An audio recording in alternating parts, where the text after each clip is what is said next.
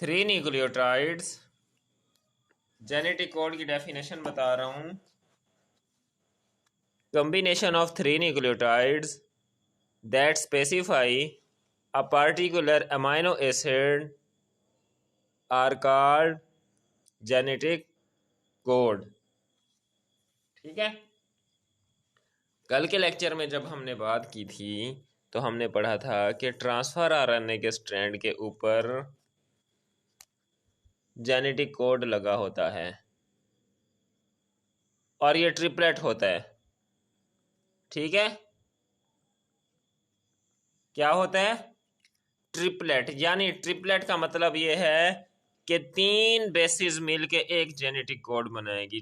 तीन न्यूक्लियोटाइड्स मिलके। क्या मिलके? तीन न्यूक्लियोटाइड्स। अब सवाल से सवाल निकलता है, न्यूक्लियोटाइड्स क्या होते हैं? क्या न्यूक्लियोटाइड्स? अच्छा, न्यूक्लियोटाइड्स की डेफिनेशन है कि डीएनए, लिखें साथ साथ, what are nucleotides? DNA plus RNA, ये दोनों मिल के बनते हैं स्मॉलर मॉलिक्यूल से। किससे? स्मॉलर मॉलिक्यूल से। इन मॉलिक्यूल्स को कहा जाता है न्यूक्लियोटाइड्स। यानी ऐसे छोटे छोटे यूनिट्स या छोटे छोटे मॉलिक्यूल्स, ऐसे छोटे छोटे यूनिट्स या मॉलिक्यूल्स जिनसे डीएनए और आरएनए बनते हैं, उनको हम कहते हैं न्यूक्लियोटाइड्स। ठीक। अब न्यूक्लियोटाइड्स की कंपोजिशन क्या होती है? चलें दोबारा रिपीट कर रहा हूं। ऐसे छोटे छोटे स्मॉलर यूनिट्स जिनके मिलने से डीएनए और आरएनए बनते हैं, उनको क्या कहते हैं? न्यूक्लियोटाइड्स। ठीक है। अब ये छोटे यूनिट्स यानी न्यूक्लियोटाइड्स किन चीज़ों से मिलके बनते हैं? लिखें। पहली चीज़ फास्फोरिक एसिड, फास्फोरिक एसिड। दूसरा 5 कार्बन शुगर्स। ठीक है। तीसरा क्या होता है इसके अंदर? इसके अंदर बेसिस होती हैं। सबसे पहले प्यूरिन्स, दो किस्म की बेसिस, प्यूरिन बेसिस और होती हैं पायरिमिडीन्स। क्या होती हैं? पायरिमिडीन। ये सारी चीजें मिलके एक न्यूक्लियोटाइड बनाते हैं। यहां तक समझ आ गई?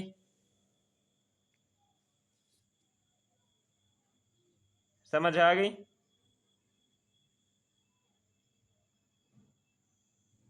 अच्छा,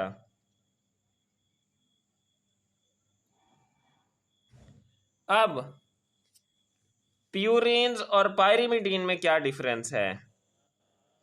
ठीक है। सबसे पहले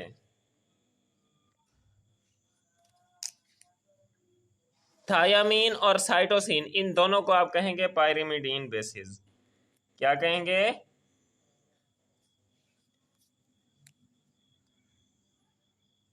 क्या कहेंगे? हाँ, ये भी बताता हूं। थायामीन और साइटोसिन, इसको क्या कहेंगे? पायरिमिडीन। जबकि एडिनिन और गुआनिन जो हैं, ये प्यूरिन्स हैं, प्यूरिन बेसिस हैं। ठीक है, समझ आ गई? अब यहां पे मैं आपसे एक सवाल करूंगा कि डबल रिंग किस में होता है और सिंगल रिंग किन बेसिस में होता है? हाँ जी, बताएं। सिंगल रिंग कौन सी होती है, डबल रिंग कौन सी होती हैं? जी, अच्छा, चलें, ये ठीक है, बिल्कुल ठीक बताया आपने, सही है। अच्छा, अब इन चीजों के मिलने से, न्यूक्लियोटाइड्स के मिलने से क्या बनता है? एक जेनेटिक कोड बनता है। ठीक। अब जेनेटिक कोड की कंपोजिशन मैंने आपको बता दी, ठीक। अच्छा, अब यहाँ पे आपको मैं ना एक चीज याद करा दूं। सबसे पहले मुझे ये बताएं, एक चीज होती है न्यूक्लियोटाइड, एक चीज होती है न्यूक्लियोसाइड। इन तीनों, आपको हिंट देता हूं, बताना आपने, इन तीनों में से फास्फोरिक एसिड, 5 कार्बन शुगर और बेस, इन तीनों में से एक चीज रिमूव होने से न्यूक्लियोसाइड बनेगी। बताएं वो क्या होगा, बताएं। शाबाश। अच्छा, अगर ये फॉस्फेट ग्रुप यहाँ से रिमूव हो जाए तो न्यूक्लियोसाइड बन जाएगा। यानी मिसाल के तौर पे आपने फॉस्फेट को उठा के साइड पे लगा दिया है, इसको कहते हैं न्यूक्लियोसाइड। क्लियर हो गया?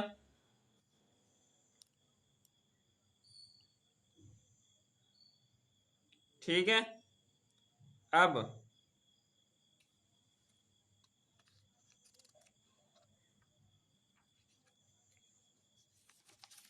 हम चलते हैं जेनेटिक कोड की तरफ। अच्छा, आप ये देखें कि जेनेटिक कोड जो है, आपको पता है कि जेनेटिक कोड जो है 64 कोडॉन है। कितने कोडॉन हैं? 64। और हमारे, सुने इधर तवज्जो से सुने, 20 हैं हमारे पास अमाइनो एसिड। क्या हैं? Amino acid. कोडॉन है हमारे पास 64। और एक चीज मैं आपको और क्लियर कर रहा हूं, कर मैंने एक एंजाइम का नाम लिया था, amino acyl transfer RNA synthetase, कहा था ना मैंने। ये ऐसा एंजाइम होता है जो अमाइनो एसिड्स को एक्टिव करता है। क्या करता है? एक्टिव करता है। तो बायोकेमिस्ट्री की ज़बान में एक्टिव करने का क्या मतलब होगा, समझ जाएं। जहां पे भी सेंथिटेज की या काइनेज की बात आ जाए, समझ जाना है कि वहां पे इन ऑर्गेनिक फॉस्फेट आगे अटैच हो रहा है और उस स्पीशी को आप एक्टिव कहेंगे। बताएं, ये कंसेप्ट क्लियर हो गया आपका?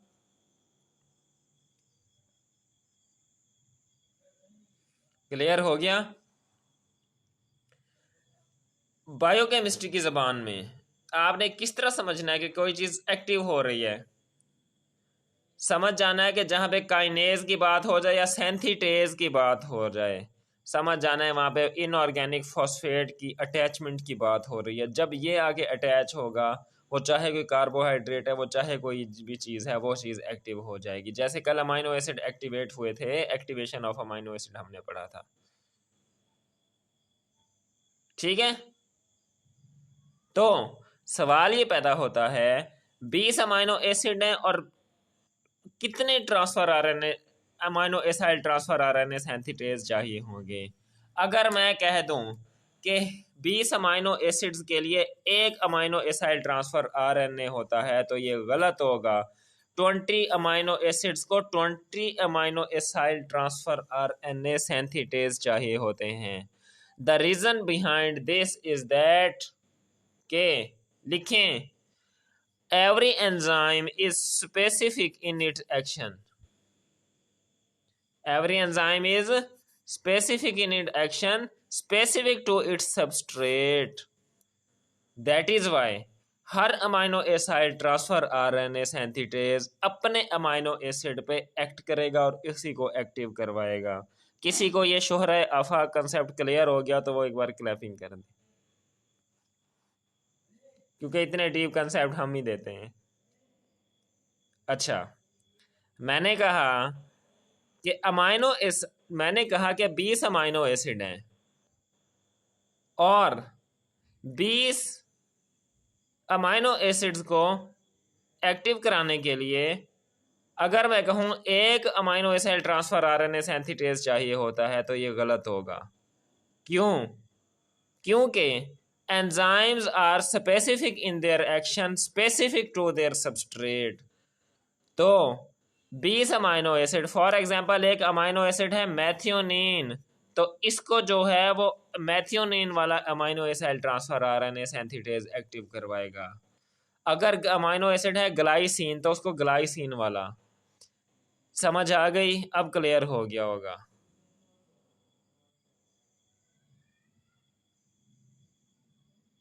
अच्छा जी, अब मैंने कहा कि specific to their substrate and specific to their action. क्यों कहा मैंने? The reason behind this, enzyme जो है वो अपनी स्पेसिफिक स्पीशी पे ही जाके अटैच करेगा। यानी अगर उसका स्पीशी है कोई कार्बोहाइड्रेट तो वो कार्बोहाइड्रेट पे जाके अटैच होगा और रिएक्शन कैटलाइज करेगा। अगर वो है अमाइनो एसिड तो अमाइनो एसिड पे, अगर वो कोई और चीज़ है लिपिड है तो लिपिड पे जाएगा।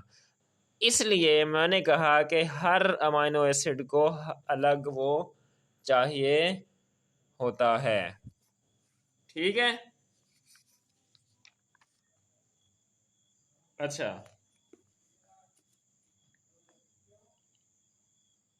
अब सवाल ये पैदा होता है, एविडेंस देते हैं हम कि कितने न्यूक्लियोटाइड्स मिलके, बल्कि मैं तो कहता हूँ ये आपने पढ़ा हुआ होगा, ये छोड़ते हैं, इसकी प्रॉपर्टीज पे डायरेक्ट जाते हैं। ये बहस फजूल सी है कि भाई दो अमाइनो एसिड में दो न्यूक्लियोटाइड मिलेंगे तो इतनी बेसिस बनेगी, इसलिए 64 है। मैं कहता हूँ आगे चलें, चलें छोड़ें, ये बच्चों वाली बात है। चलें, सबसे पहले हम उसकी प्रॉपर्टीज, सबसे पहली property, genetic code is a triplet code. मेरे साथ साथ लिखते जाएं। जेनेटिक कोड क्या है? एक मिनट, ये मैं रिकॉर्डिंग